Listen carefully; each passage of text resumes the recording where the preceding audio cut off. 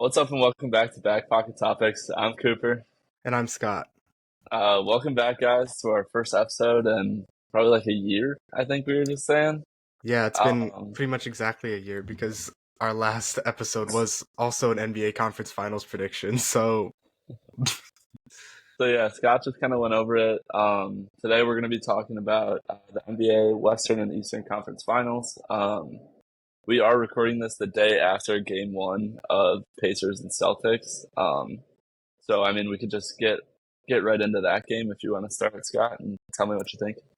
yeah, so obviously heading into the series a lot of people thought like, oh, Celtics are going to blow it out of the water, like the Pacers, they should not have beat the Bucks if the Bucks were fully healthy, and then they had to come back and win two straight games against the Knicks in order to make it to where they are right now. The Celtics were more rested. But despite that, the Pacers pushed it to overtime and honestly looked really good at times in that game. But the Celtics just proved to be a little bit too much heading into overtime, and were able to close it out there. But yeah, Cooper, do you have anything else? I mean, the thing I will say about this game is that the Pacers, I think at the end of the first half, they were shooting 59% from the field, and they were tied with the Celtics at halftime.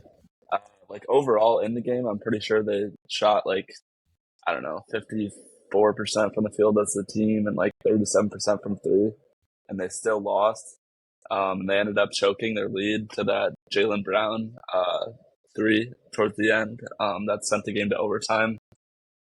If you're not winning like a game where you're shooting that well at halftime and continuing it throughout the whole game, I don't know, that's not a good sign for the Pacers whatsoever. I mean, honestly, the fact that the Celtics were able to like rally back and win game one kind of makes me think that they're just going to keep rolling through the series. I don't want to say they're going to get a sweep because in the conference finals, that's pretty crazy, but I wouldn't be surprised if it's a 5 game series or definitely something shorter. I mean, they proved last night that they can hang around in literally any game and like no lead is safe from that team. I mean, their roster's unbelievable. Yeah, like honestly, like you mentioned with the Pacers, they've been one of the like more efficient offenses throughout the entire playoffs. They've been shooting over 50% in every single game, and I feel like at some point they have to regress back to the mean. And if they're still not winning games shooting that, then it's like you said, it's pretty concerning for their like future outlook throughout the series. But like at the same time, wait, do you know when Kristaps is coming back? You probably should have I'm pretty sure looked this. he's guaranteed to not play the first 2 games, but I don't know if they've set like an Okay, and then when exact they go, return date.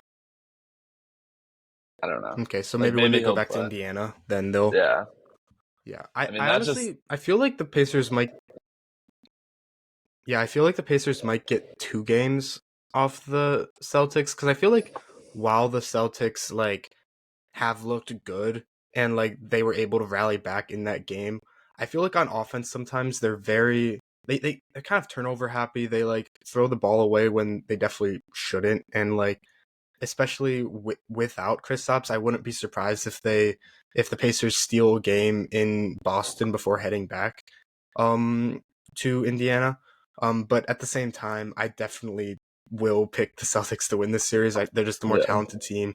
Both teams are great offensively. The Pacers are a little bit more like interior scoring, whereas the Celtics rely more on the three ball. But so just a poor 3 point shooting night could lead to an easy a win for the Pacers. And like if we look at through the regular season when they had their matchups, they played 4 times throughout the regular season and then one in the little like in season tournament. And but the only two games the only game that they lost, they only won by lost by 2 points. So it's gonna be a close series throughout. I feel like in the Celtics, even without like shooting the ball too well, are going to be able to just out like defend and like because the Pacers are not a good defensive team. Yeah, I mean, last night was like exactly the blueprint that the Pacers wanted to follow. I mean, they have like Halliburton and TJ McConnell were running the floor with guys like Obi Toppin and Siakam were both pushing it up the court. and they played like at a really fast tempo, which is what they want to do. That's what they've been doing throughout the playoffs, and they shot well still, and they held the Celtics to 33% from three, and it still wasn't enough. That's just the thing that kind of makes me believe that the Celtics are going to keep rolling. I don't know. Yeah, like especially once they get Kristaps back, I feel like it's going to be a Yeah. little more difficult because Miles Turner had a really good game last night, especially in the first half. And when you put Kristaps back in there, I feel like he's going to slow down a bit more. And they're going to Yeah. have to rely more on guys like Obi Toppin and Nemhard and them to like come off and get key buckets where they need to. And they did last night. But is that going to be something that's going to be able to continue throughout the series? Probably not. Obi Toppin scored 11 points in the first quarter. Like that's not supposed to Yeah, happen. I they mean, can't rely on like I don't know. oh, Their bench Obi looked Toppin's a really good. good last night, I will say. Hmm. Yeah, for sure. Like they definitely have a pretty deep team, honestly, with like McConnell, Toppin, Neesmith even has some good moments in there.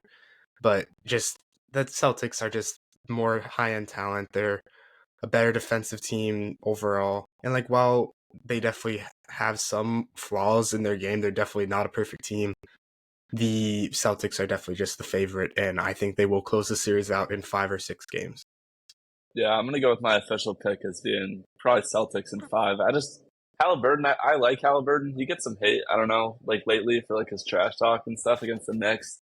I personally like him. I like the way he plays, but he's just not good enough to be like a best player on a contending finals team, in my opinion.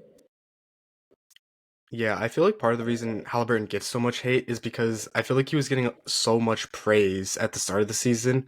Like he was on a tear at the start of the season. He was like having these like 15 assist games while shooting like 45, pulling up from deep, looking like Damian Lillard or something. And then he regresses back to the player that he actually is. And then now people are just hating on him because they had too high expectations for him at the start of the year. Yeah, And then this trash talk is just the icing on the cake. yeah, I would agree with that for Um, sure. Yeah, so my final prediction, I think I'm gonna go with Pacers in six. Or sorry, Celtics in six. Celtics in six. Um, just because I feel like the Pacers are going to be able to hang around a bit. Um, but the Celtics, their experience and like I feel like they've got to close out one of these times. Um, but yeah, do you want to move over to the Western Conference side now? Yeah, that sounds good. So game one of Mavericks Timberwolves is tonight. Um, I mean, looking ahead at this series, I'm really excited for this one. I mean, I had definitely a lot more like hype built up around this series versus the Eastern Conference. Even though game one and last night was pretty good. Uh, I don't know. I mean, Anthony Edwards has been like the story of the postseason, I feel like this year.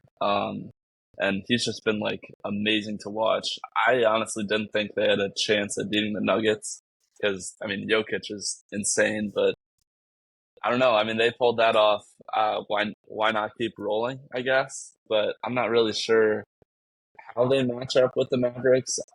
I kind of like how like the Mavericks have two dominant scorers, whereas Ant has definitely been like fully carrying the load in the postseason for the Timberwolves.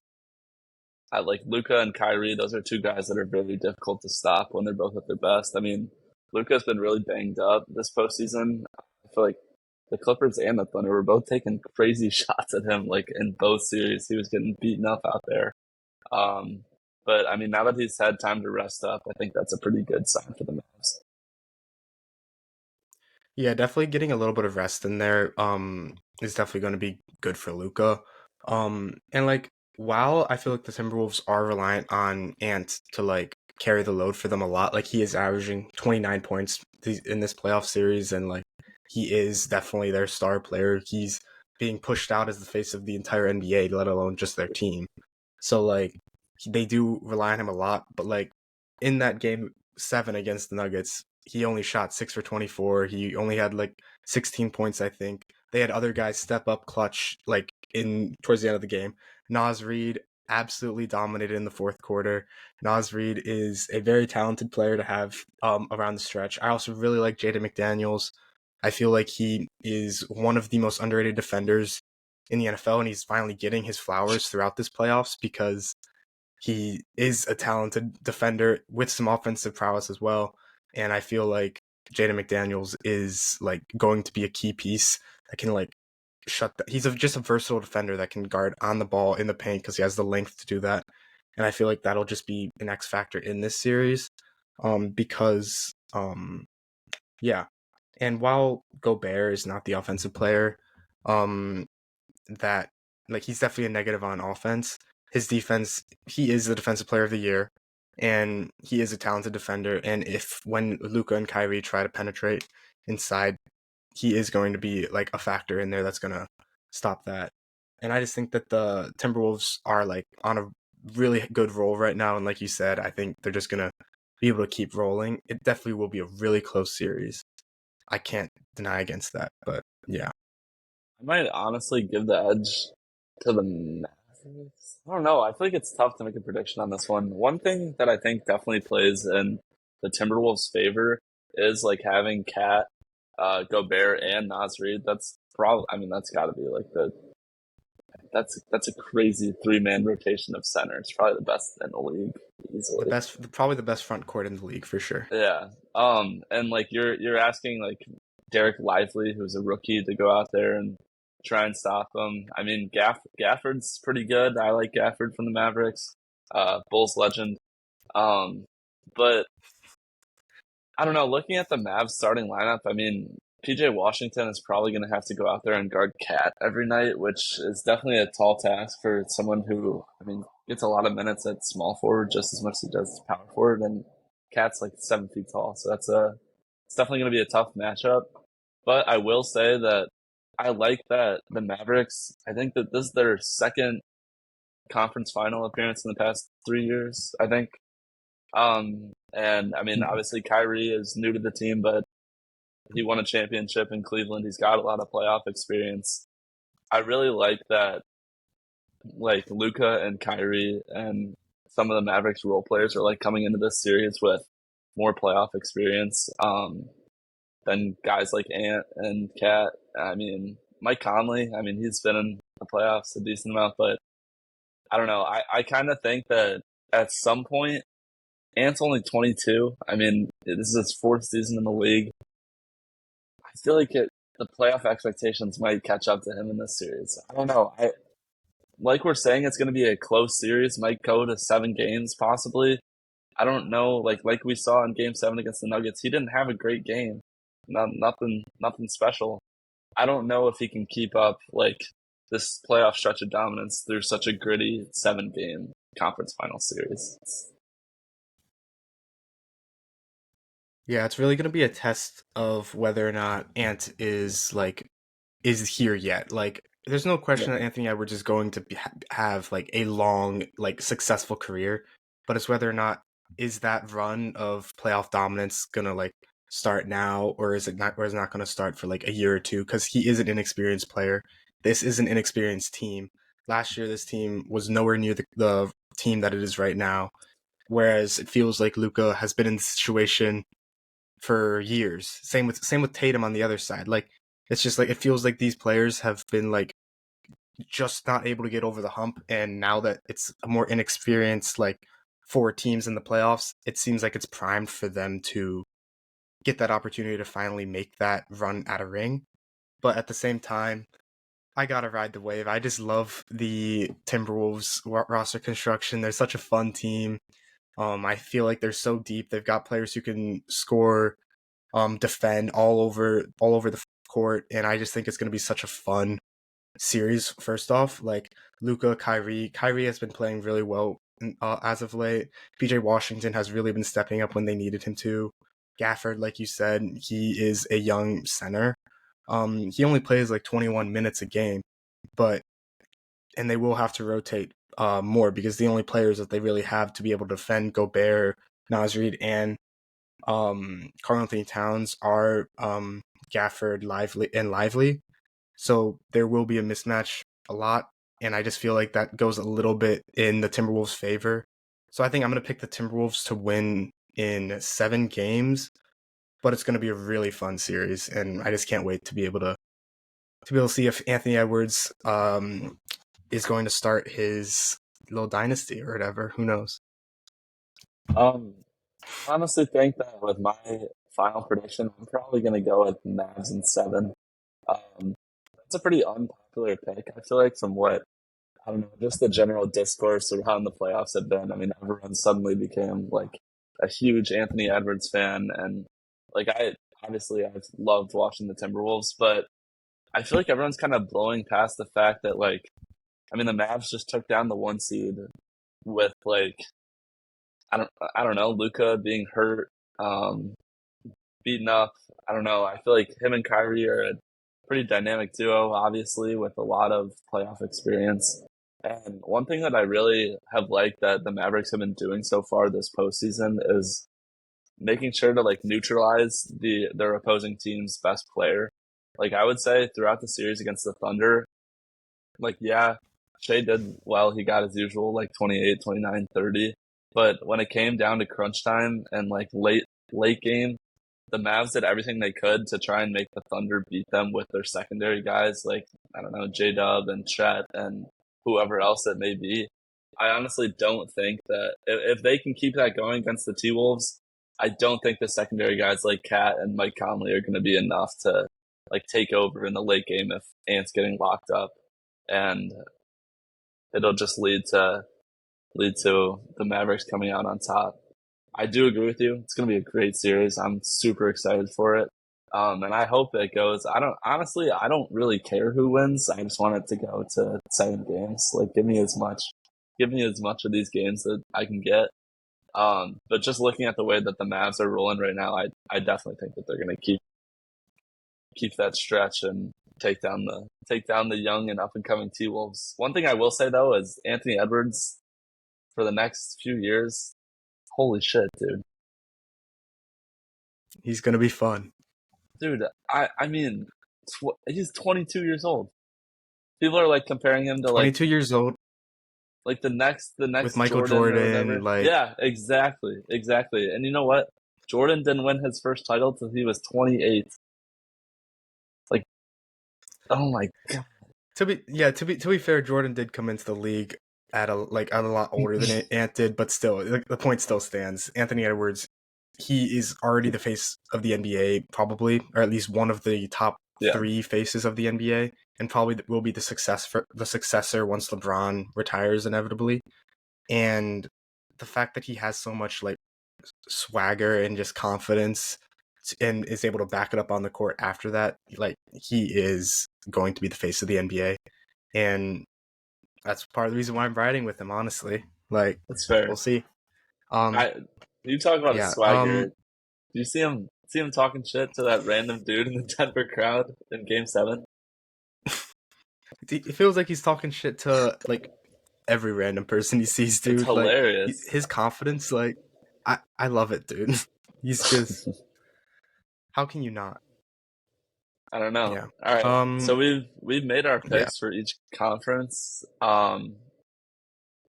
What are you thinking? Um. I feel like if it were to come down to Timberwolves and Celtics, which I think it will, Hmm. I think it'll depend. It'll obviously depend on who's the healthier team, because if the Celtics have struggled a bit with injuries, I feel like, um, so I obviously think that's going to come into play. But if both teams are like healthy and how they're looking right now, I think I'm going to have to go with the Celtics just because they have more playoff experience. I feel like they have to get over the hump soon.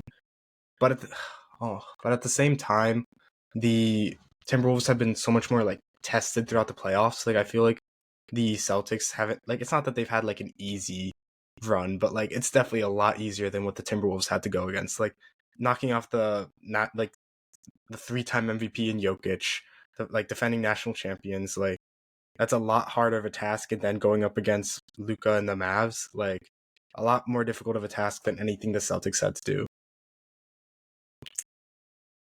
I think I'm gonna go with the Celtics. I still have to stick with them just because I feel like they have a little more experience, and I think Tatum gets over the hump finally. They're a better defensive team by a bit, and I think that, like you said, if they can like shut down Ant, it might be a little more difficult for the Timberwolves to keep pace with the Celtics offense. Yeah, I'm gonna have to agree with you and definitely go with the Celtics. I mean, all this discussion about Jason Tatum like never being able to like get it done when it comes down to it. I mean, I think it had like this has to be the year where Tatum finally gets his ring. If he doesn't, oh my God, the conversations that people are gonna start trying to have about Tatum are gonna be ridiculous. I mean, once This Porzingis this comes is back, probably like a legacy defining game. yeah, yeah, I would This is a agree, legacy definitely. defining year for him. It is. And I think he will get it done. I mean, that team is, I don't want to call it a super team, but like, I really like the way that, like, you're talking about how you like the way the Wolves are constructed. I really like the way that the Celtics have been put together. I mean, they have their two, like, dominant scoring options in Brown and Tatum. They have their glue guy in Derek White. I mean, Al Horford, at 38 years old, he's still killing it somehow. And like, their bench has a couple of, like, randoms, but I don't know. I feel like they've done a good job this postseason. Like you said, they're not as tested, but I feel like that's a little bit of a testament to like how dominant they've been. I mean, they dropped a game against the Cavs, but I don't know. I really like them to keep rolling here, and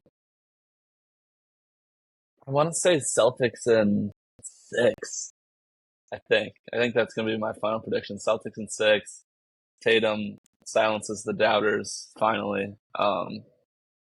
But I don't know. Sneaky Derek White Finals MVP. That'd be pretty cool. I don't know. That, that would be crazy. Imagine like Tatum wouldn't hear the end of it though if he finally wins the finals, but then he stinks up the series, and then Derek White ends up with Finals MVP, dude. He'd get That'd be he'd fucking get the Curry hilarious. treatment with Iggy. True, true.